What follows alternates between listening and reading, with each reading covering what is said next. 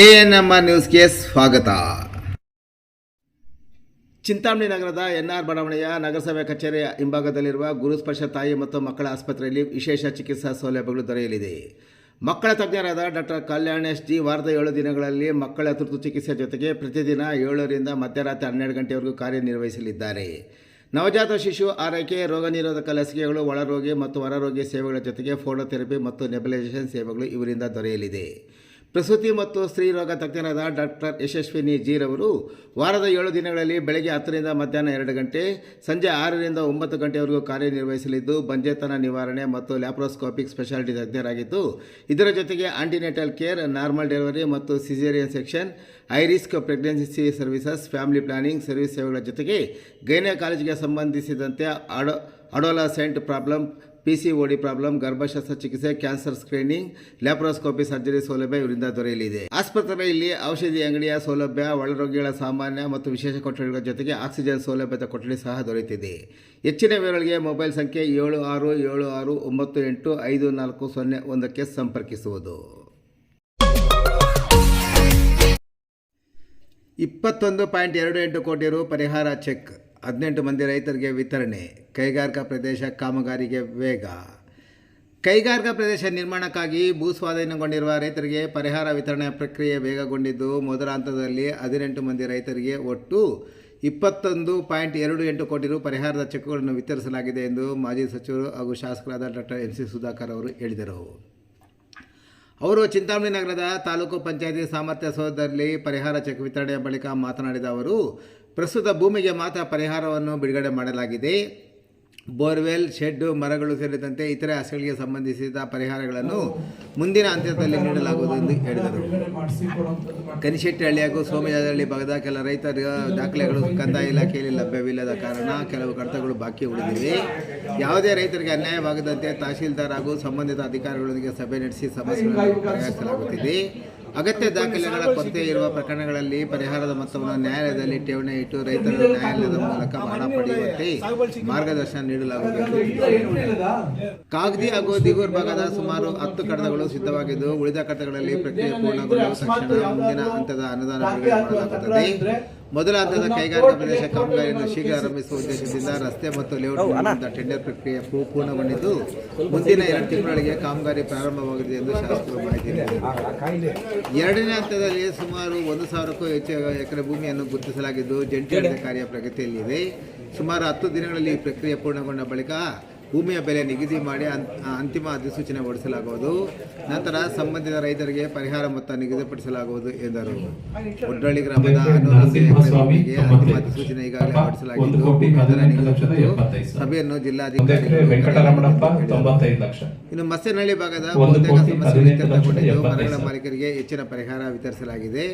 ಇನ್ನು ಸುಮಾರು 3 ಕೋಟಿ ಬಿಡುಗಡೆಗೊಂಡ ಬಳಿಕ ಉಳಿದ ಪರಿಹಾರ ಅಭಿವೃದ್ಧಿಪಡಿಸಿದ ಜಾಗವನ್ನು ಪರಿಹಾರದ ರೂಪದಲ್ಲಿ ಕೇಳಿರುವ ರೈತರಿಗೆ ಸ್ಥಳ ಗುರುತಿಸಲಾಗಿದ್ದು, ಮುಂದಿನ 1 ತಿಂಗಳೊಳಗೆ ಹಂಚಿಕೆ ಮಾಡುವ ಪ್ರಕ್ರಿಯೆ ಪೂರ್ಣಗೊಳ್ಳಲಿದೆ ಎಂದು ತಿಳಿಸಿದರು. ಈಗಾಗಲೇ ಹಲವು ಕೈಗಾರಿಕೆಗಳು ನಿರ್ಮಾಣ ಕಾರ್ಯನಿರ್ವಹಿಸಿರುವುದರಿಂದ ಸ್ಥಳೀಯರಿಗೆ ಉದ್ಯೋಗಾವಕಾಶಗಳು ಹೆಚ್ಚಾಗುತ್ತಿವೆ.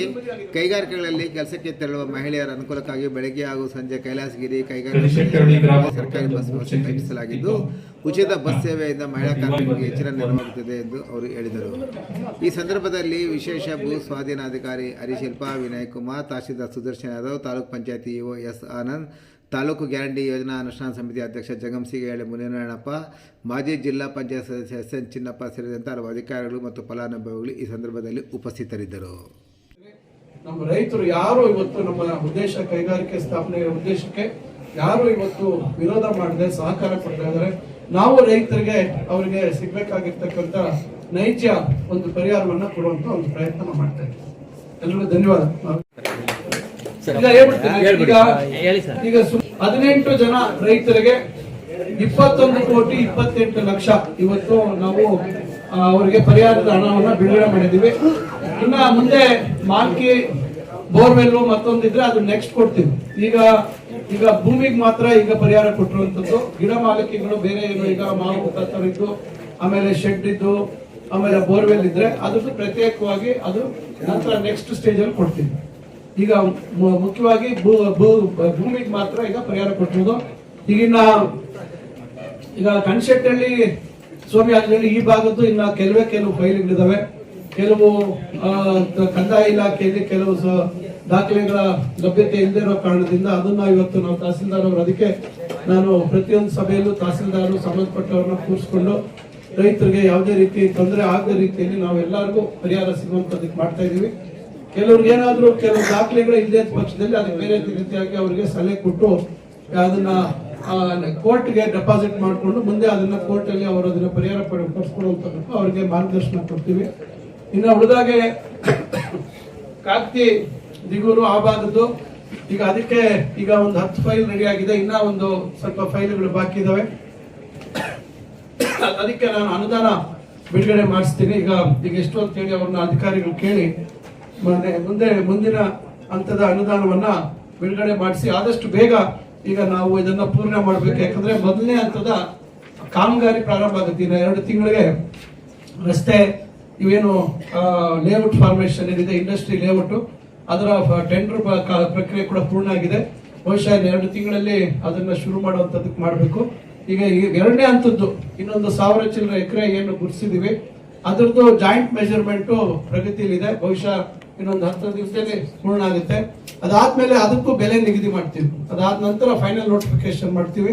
ಫೈನಲ್ ನೋಟಿಫಿಕೇಶನ್ ಆದ್ಮೇಲೆ ಅವರಿಗೆ ಪರಿಹಾರದ ಮೊತ್ತವನ್ನ ಅದಕ್ಕೆ ಅವ್ರಿಗೂ ನಾವು ತೀರ್ಮಾನ ಮಾಡುವಂತದ್ದಾಗುತ್ತೆ.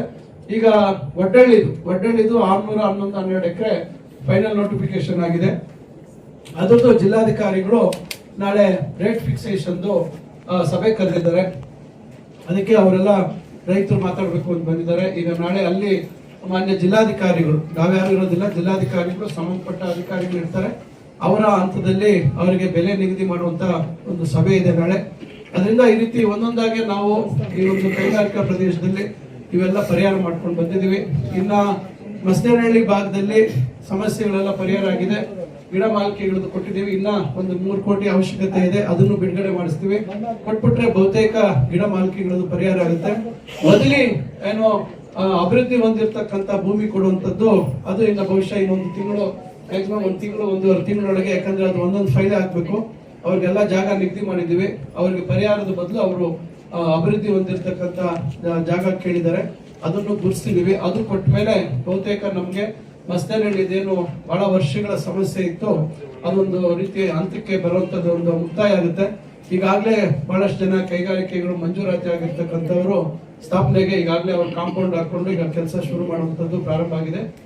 ಸಣ್ಣ ಪುಟ್ಟ ಈಗ ಏನು ಬದಲಿ ಜಾಗ ಕೊಟ್ಟ ಮೇಲೆ ಇನ್ನು ಸಣ್ಣ ಪುಟ್ಟ ಉಳಿದಂತ ಸಮಸ್ಯೆಗಳು ಅಲ್ಲಿ ಪರಿಹಾರ ಆಗುತ್ತೆ. ಒಟ್ಟಿನಲ್ಲಿ ಈಗ ಬೇಗ ಸಿಕ್ಕಿದೆ. ಆಮೇಲೆ ನಾವು ಮೊನ್ನೆ ನಾನೊಂದು ಅಲ್ಲಿ ಕೈಗಾರಿಕೆಗೆ ಭೇಟಿ ಕೊಟ್ಟಂತ ಸಂದರ್ಭದಲ್ಲಿ ಅಲ್ಲಿ ಎಲ್ಲ ಹೆಣ್ಣುಮಕ್ಕಳು ನಮ್ಮ ತಾಲೂಕಿನವರೇ, ಬಹುತೇಕ 90% ನಮ್ಮ ತಾಲೂಕಿನವರೇ.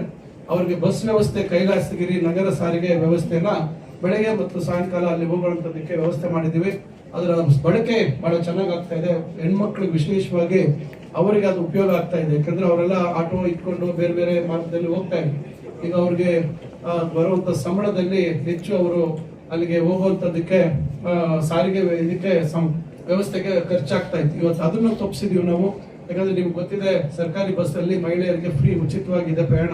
ಅದರಿಂದ ಹೆಚ್ಚು ಮಹಿಳೆಯರಿಗೆ ಅನುಕೂಲ ಆಗುವಂತ ಕೆಲಸವನ್ನು ನಾವು ಮಾಡಿದ್ದೇವೆ. ಅದರಿಂದ ಒಂದೊಂದಾಗಿ ಈಗ ಹೆಚ್ಚು ಇದಕ್ಕೆ ಒಂದು ಅನುಕೂಲ ಮಾಡುವಂತ ಪ್ರಯತ್ನ ಆಗ್ತಾ ಇದೆ.